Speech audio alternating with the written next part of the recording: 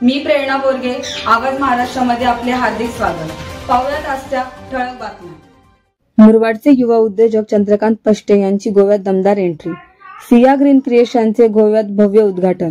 मुरबाडचे युवा उद्योजक आणि हिरवाई संवर्धनाची ओळख असलेले चंद्रकांत भास्कर पष्टे यांचा सिया ग्रीन क्रिएशन या नर्सरी व पर्यावरणपूरक उपक्रमाने मोठा टप्पा आज गाठला। महाराष्ट्राबाहेर पहिल्यांदाच गोवा राज्यात नवे कॉर्पोरेट ऑफिस आणि आधुनिक नर्सरीचे भव्य उद्घाटन पिलेर्ने नॉर्थ गोवा येथे उत्साहात पार पडले। या नवे शाखेचे उद्घाटन चंद्रकांत पष्टे यांची कन्या सिया चंद्रकांत पष्टे हिच्या हस्ते झाले। यापूर्वी कार्यालयाचे पूजन त्यांचे वडील भास्कर पष्टे व आई यांच्या हस्ते विधिवत करण्यात आले। पर्यावरण जागरूकता, नर्सरी विकास, कॉर्पोरेट ग्रीन प्रोजेक्ट्स आणि लँडस्केपिंग क्षेत्रात मुरबाडची छाप आता गोवा राज्यात उमटणार आहे। या उद्घाटन सोहळ्यास विविध क्षेत्रातील मान्यवरांची उपस्थिती लाभली।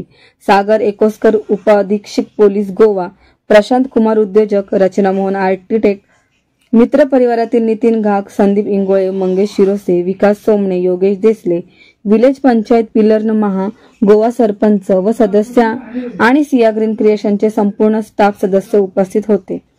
सिया ग्रीन क्रिएशनची खास वैशिष्ट्ये पर्यावरणपूरक रोपे, nursery management, corporate green development projects, घरगुती व व्यावसायिक लँडस्केपिंग आहेत। चंद्रकांत पष्टे यांच्या दूरदृष्टीमुळे मुरबाडचा तरुण व्यावसायिक गोवा राज्यात भक्कम पाय रोवत आहे। स्थानिक तरुणांसाठी प्रेरणादायी अशी ही कामगिरी असून मुरबाडची ओळख आता राज्याच्या पलीकडे झळकत आहे। नमस्कार, मी चंद्रकांत भास्कर पष्टे, सिया ग्रीन क्रिएशन सर्व नोव्हेंबरमध्ये आपल्या झाडांना किड्यांचा प्रादुर्भाव होत असतो, कारण पावसाळा संपलेला असतो। पावसाळा संपल्यामुळे जमिनीच्या आतमध्ये ओलावा असतो, ओलाव्यातून कीटक काही प्रमाणात बाहेर येतात आणि ते झाडांचे खोड वगैरे, पान वगैरे खाण्याचा प्रादुर्भाव चालू होतो त्यांचा।